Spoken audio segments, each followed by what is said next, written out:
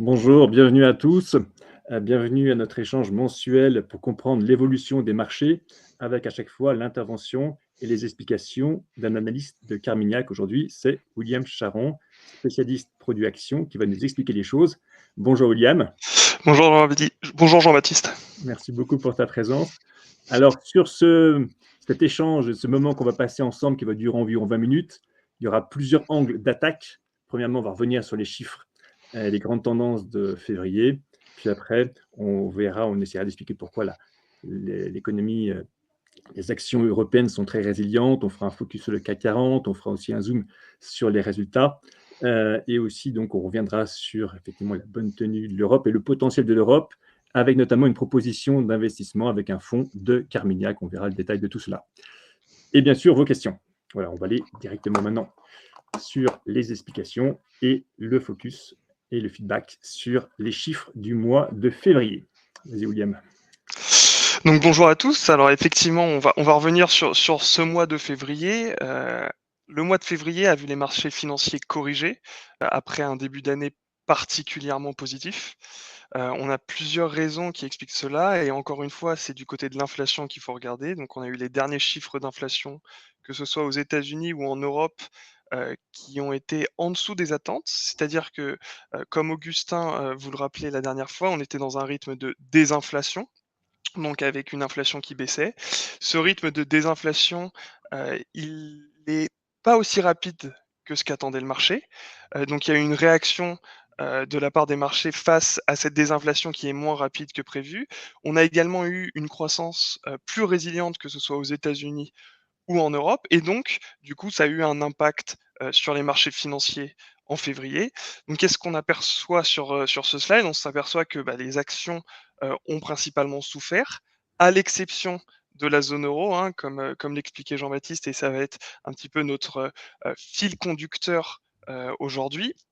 Mais on remarque que les actions américaines ont baissé, que les actions des pays émergentes ont également baissé, notamment du fait, heu, d'une recrudescence des, tensions géopolitiques entre les États-Unis et la Chine, hein. Je vous rappelle l'histoire du fameux ballon au-dessus des États-Unis, donc ça a amené un petit peu voilà, d'incertitude sur le marché chinois qui avait, énormément augmenté, hein, ces dernières semaines, ces derniers mois. Donc c'est aussi une phase un petit peu plus de repos pour ce marché chinois et pour ces pays émergents qui ont également souffert d'une remontée des taux d'intérêt.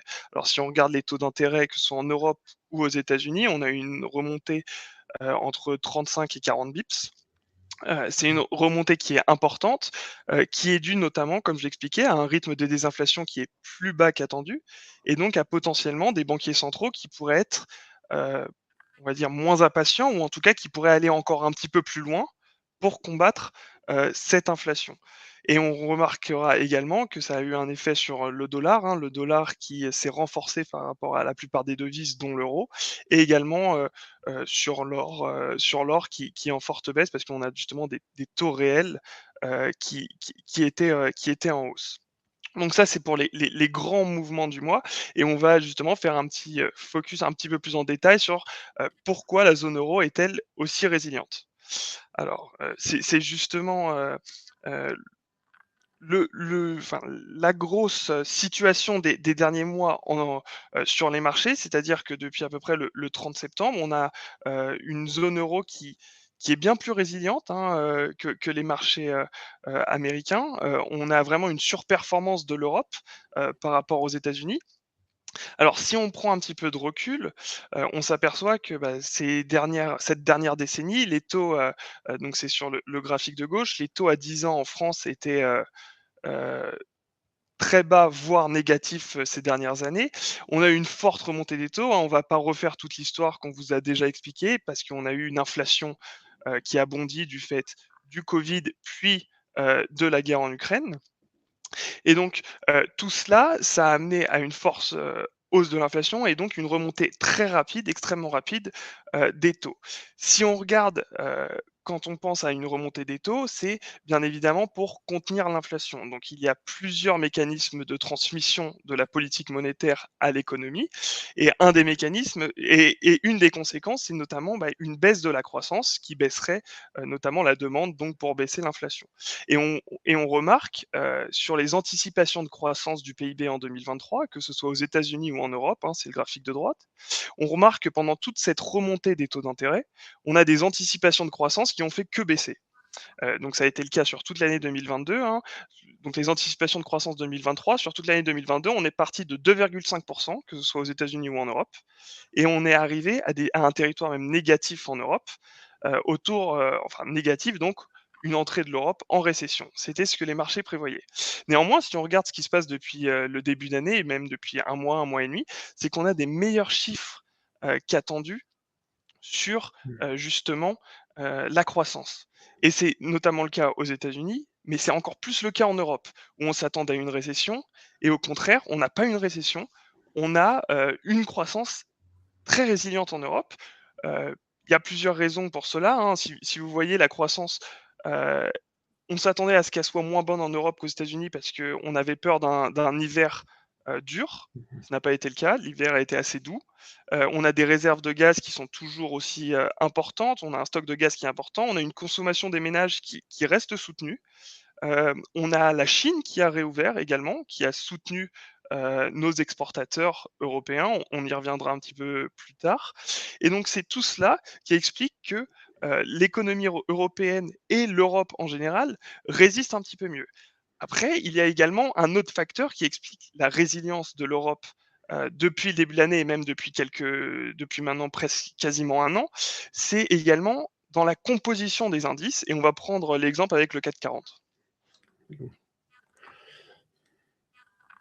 Alors si on regarde merci, si on regarde, justement, heu, le CAC 40 et si on regarde la répartition des secteurs au sein de l'indice, c'est un exemple, mais on aurait pu faire la même chose avec d'autres indices, européens. Et ben, on regarde que, on voit qu'est-ce qu'on voit? On voit que, les 2/3, de l'indice sont entre le luxe, l'énergie, la santé ou, la banque assurance. C'est-à-dire que c'est un secteur qui est c'est un indice qui est beaucoup plus diversifié que, par exemple, les indices américains qui ont un biais technologique très important, donc qui ont un biais croissance très important. Heu, pour le CAC 40 par exemple, on a le secteur du luxe qui pèse plus de 30 de l'indice. Donc avec un secteur du luxe qui pèse plus de 30 et ben quand on a une réouverture de la Chine, c'est plutôt une bonne nouvelle pour ce secteur et ça explique la résilience des titres du luxe.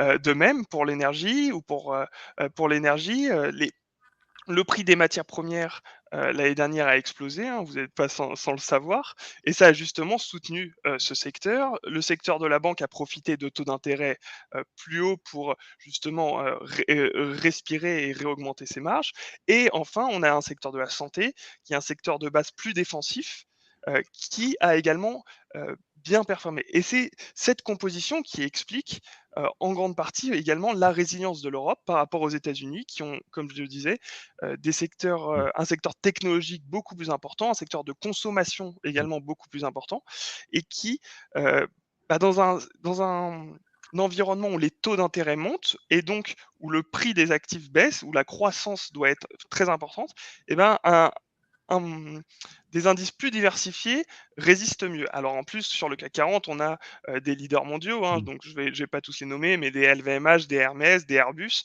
qui ont, justement, profité, récemment de l'environnement économique et de la croissance un petit peu meilleure qu'attendu pour, justement annoncer des très bons résultats et c'est justement la suite, de la présentation. On va voir le point un petit peu plus, micro sur la saison des résultats. Parce que le mois de février a vu le début, de la saison, enfin le début, voire même, l'entièreté aux États-Unis et un petit peu moins en Europe, de la saison des résultats. C'est-à-dire que les entreprises ont annoncé leurs résultats du 4e trimestre 2022 et à l'image de ce qui s'est passé, d'un point de vue macroéconomique sur la croissance et ben, sur les fondamentaux des entreprises, on est à petit on est à peu près sur la même tendance. C'est-à-dire que, la croissance des bénéfices en Europe est meilleure que celle aux États-Unis, elle est aux alentours de 4 avec un taux de surprise à la hausse qui est au-dessus de 50%. Alors il est légèrement en baisse, c'est-à-dire que les entreprises ont moins de surprises positives, c'est-à-dire qu'elles comparé aux attentes des analystes, mais néanmoins le chiffre reste positif à l'inverse des États-Unis et on a une croissance du chiffre d'affaires qui reste soutenue en Europe à plus de 15 avec quelques exemples, hein, d'entreprises européennes qui ont eu des très bons résultats. Je pense notamment à L'Oréal, qui a annoncé des bons résultats avec la réouverture de la Chine. Mais néanmoins, il faut regarder, dans ces fondamentaux, heu, plusieurs instruments. C'est des résultats qui étaient, très scrutés par les marchés parce que justement on s'attendait à avoir potentiellement une première Mmh. baisse des marges. Ça a été le cas globalement, mais on n'est pas encore à des marges, extrêmement réduites ou à des bénéfices extrêmement en baisse comme on peut le voir dans des phases de récession. Donc ça montre bien que la Mmh. croissance, est, se stabilise à un niveau proche de zéro, mais qui n'est pas encore en récession, comme l'illustrent, ces entreprises.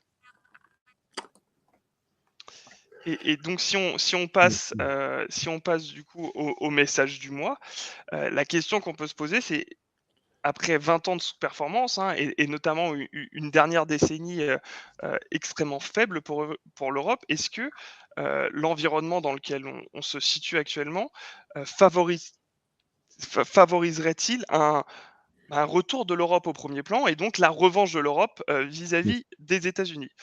Alors, si on voit donc la surperformance, je vous le disais, des 6 derniers mois, elle est de plus de 10, hein, des indices européens par rapport aux indices américains.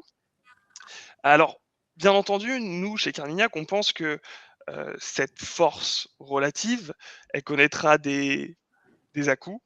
C'est-à-dire que, bien entendu, ça ne durera pas éternellement. De temps en temps, les États-Unis pourraient repasser devant parce que, bah, quand on a des telles performances, hein, depuis 6 mois, c'est-à-dire plus 20 pour les indices européens, et bah, il y a des phases de repos, de respiration sur les marchés.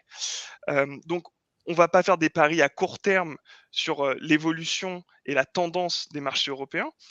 Néta Néanmoins, on peut regarder un petit peu plus l'image vue de loin, donc prendre un petit peu de recul et se rendre compte que si on a un régime inflationniste comme on le croit, qui risque de perdurer, c'est-à-dire qu'une inflation qui reste durablement au-dessus de la cible des banques centrales de 2, et ben justement, on pourrait avoir des flux financiers qui vont de l'ouest des États-Unis plutôt vers l'est, à savoir l'Europe, même en allant un peu plus loin, la Mmh. Chine, hein, Augustin en a parlé la semaine dernière, ou voire même le Japon.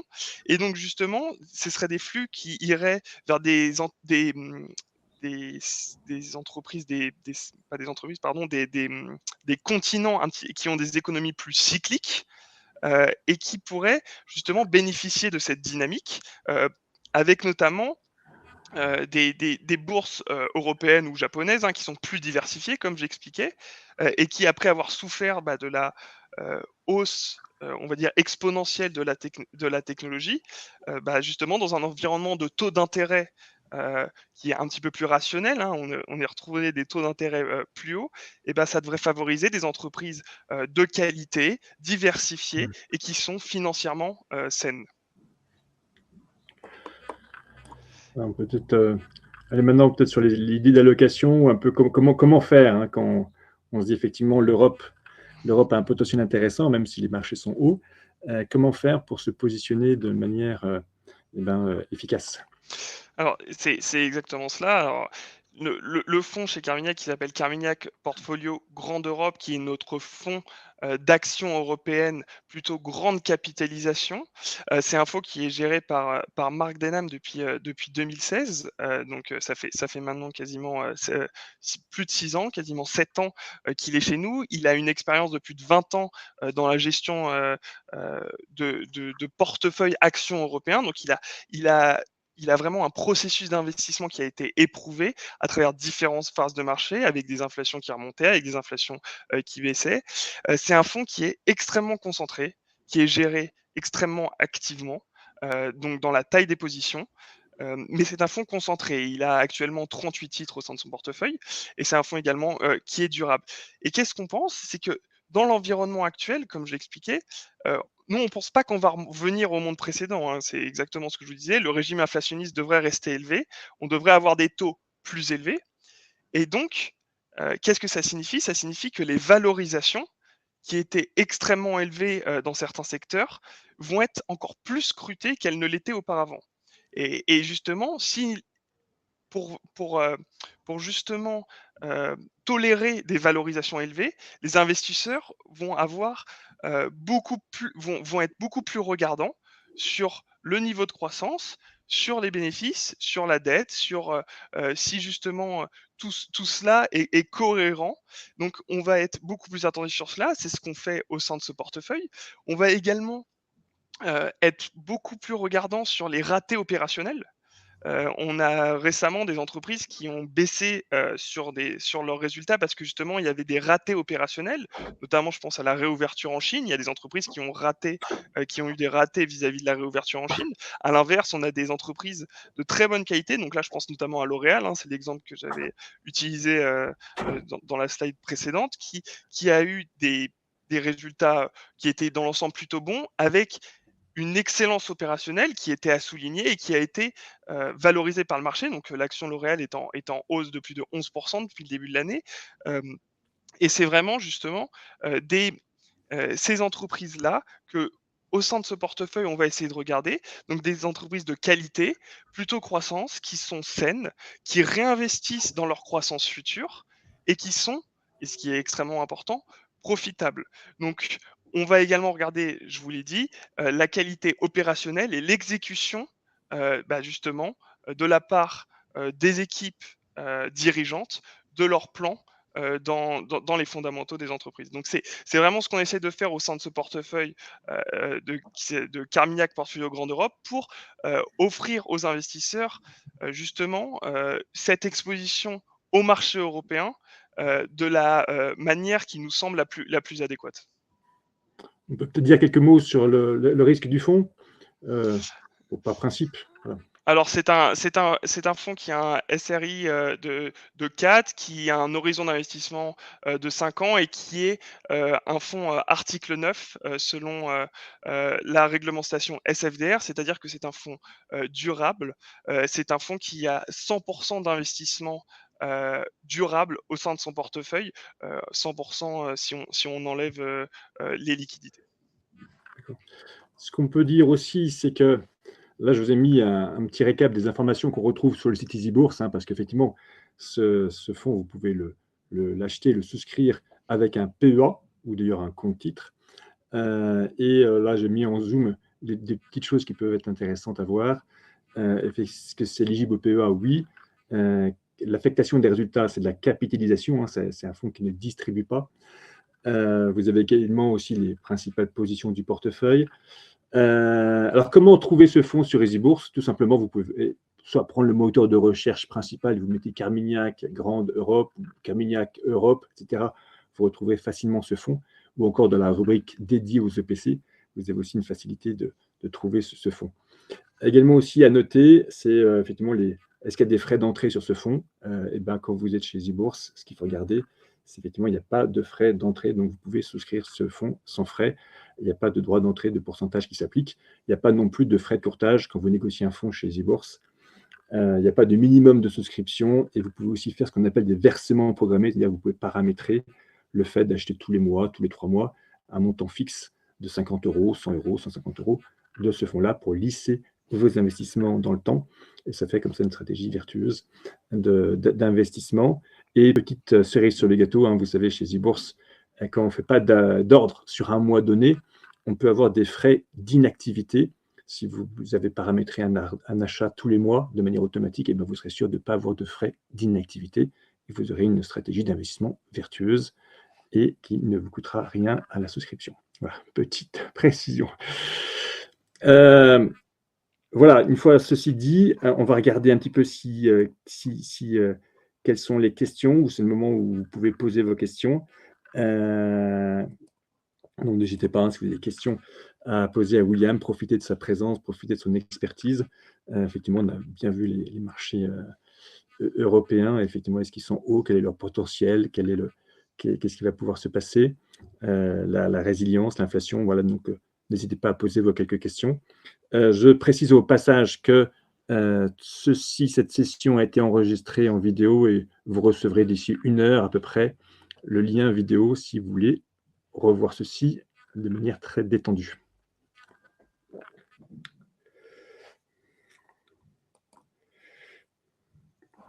Ou alors, voilà une première question. Alors, les obligations indexées sur l'inflation ont permis de bien se protéger contre la baisse générale des obligations. Pouvez-vous nous expliquer le fonctionnement de ce type d'obligations indexées sur l'inflation afin que l'on puisse évaluer la pertinence de ce type d'obligation pour 2023? Voilà, en gros, on va essayer de faire simple. Euh, quelle est votre vision sur les obligations Alors, en ce moment et voilà, quel est le potentiel des obligations? oui, exactement. C'est alors c'est justement si on voit sur les mouvements du mois, on a des taux qui ont monté donc on se rapproche, globalement, du pic, des taux d'intérêt, en tout cas, à court terme. C'est-à-dire que, les banquiers centraux, voient, les taux d'intérêt court terme monter, encore un petit peu pour combattre cette inflation. Alors nous, chez Carmignac, sur les obligations, on a une vision qui est, on va dire, qui est de voir cela sur donc on va dire, on a ce qu'on appelle des stratégies de courbe. Donc c'est un petit peu plus compliqué, mais c'est-à-dire qu'on va à la fois regarder ce qui se passe sur les taux d'intérêt court terme et long terme. Donc sur les taux d'intérêt court terme, nous, on pense que ça peut encore monter parce que justement, peut-être que les banquiers centraux pourraient décider, d'accélérer encore un petit peu plus et on a notamment, monsieur Powell hier, qui a fait baisser les marchés américains en disant que, il allait peut-être encore réaugmenter ses taux un petit peu plus fort, alors qu'il avait baissé son rythme de hausse de taux. Donc c'est sur ce côté de ce point de vue-là, sur les taux à court terme, on peut encore, potentiellement surprendre à la hausse. À l'inverse, sur le plus long terme, les taux à plus long terme, ils représentent grosso modo les perspectives de croissance et donc si on pense que, les banquiers centraux pourraient, potentiellement augmenter, leurs taux, heu, voire même aller un petit peu trop loin et ça pourrait avoir un impact sur la croissance de long terme et donc ces taux à long terme, ils pourraient, baisser. Donc c'est globalement, la vision qu'on a, chez Carmignac, c'est-à-dire que les taux à long terme pourraient globalement baisser, les taux à court terme pourraient encore monter un petit peu et c'est notamment ce qui se passe également sur les marchés actuellement. Alors les obligations, actuellement, elles ont quand même, connu la plus grande, on va dire, hausse, du fait de la hausse des taux des banques centrales. Donc elles ont co les taux ont connu leur plus grande hausse, pardon et donc les marchés obligataires, on a connu un des plus grands cracks, jamais vus depuis l'histoire, justement de ces marchés. On pense qu'actuellement, la situation sur les marchés obligataires est plus saine, pour se réexposer parce qu'on a notamment heu, une, hem, on a notamment des rendements retrouvés. Donc actuellement, hein, un OAT à 10 ans, hein, c'est ce que je vous mettais, on est à un taux de rendement qui est, au-dessus de 3. Donc c'est des rendements qui sont retrouvés. Donc même si on a encore des mouvements de taux ces mouvements de taux vont pouvoir être compensés par les rendements, ce qui n'était pas le cas l'année dernière quand on avait des rendements négatifs. C'est-à-dire qu'en plus d'avoir des rendements négatifs, on pouvait être, affecté par ces mouvements de taux. Donc c'est, exactement cela qu'on va regarder. Alors sur les obligations qui sont indexées sur l'inflation, heu, c'est justement, des obligations, qui sont, indexées sur, des anticipations d'inflation. Donc ce qu'il faut regarder, c'est également les anticipations d'inflation et si on regarde les anticipations d'inflation du marché, actuellement, elles sont plutôt en baisse, donc on s'attend à ce que le marché, à ce que cette inflation, hein, je vous le disais, on est dans un rythme de désinflation, donc l'inflation est globalement en train de baisser. Donc nous, ce qu'on va privilégier chez Carmignac, on va plutôt privilégier des entreprises peut-être un petit peu plus, des secteurs un petit par exemple, le secteur émergent sur les obligations ou la dette d'entreprise qui offre des taux de rendement, plus intéressants. Très bien. Merci pour cette réponse bien précise et détaillée. Alors peut-être encore une question. Effectivement, j'ai eu plusieurs personnes qui m'ont dit: «Oui, mais la bourse est bien augmentée». Alors, certes, on a vu qu'il y a un potentiel, notamment par exemple du CAC 40 parce que c'est vrai qu'il y a beaucoup de luxe, mais plusieurs personnes disent: «Comment protéger la plus-value?» Est-ce vous avez des fonds Carmignac qui permettraient d'être, voilà, de se protéger, d'avoir une grosse protection? Voilà. C'est un peu le sens Alors, de plusieurs messages. je vais rebondir sur justement l'Europe. Donc, je vous ai présenté le fonds Carmignac Portfolio Grande Europe, qui est notre fonds action européenne, qui est un fonds de long terme.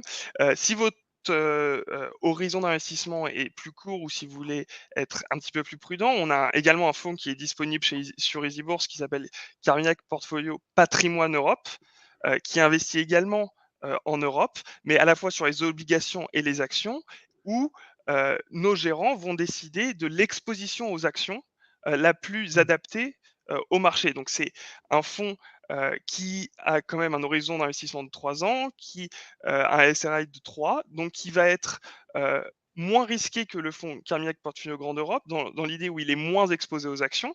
Et donc on a potentiellement, hein, c'est dans le but et c'est la façon dont c'est géré, c'est via un fonds patrimonial qui va gérer activement les taux d'exposition et qui va choisir les marchés les plus ou les moins risqués, donc entre les actions, le crédit, les obligations d'État.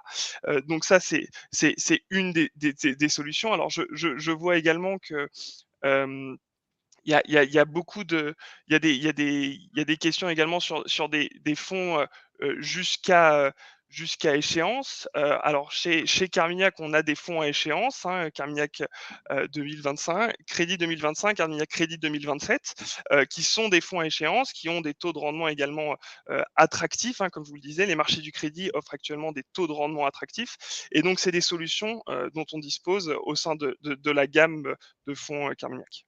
Très bien.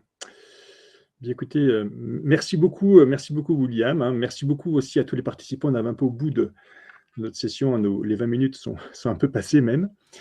Donc merci beaucoup pour les explications. Merci à tous les participants. J'espère qu'on a pu répondre à peu près à toutes les questions, tous les besoins. Donc prochain rendez-vous, ce sera dans un mois, premier mercredi du mois à 11h. Merci à tous. Très bonne journée. À bientôt.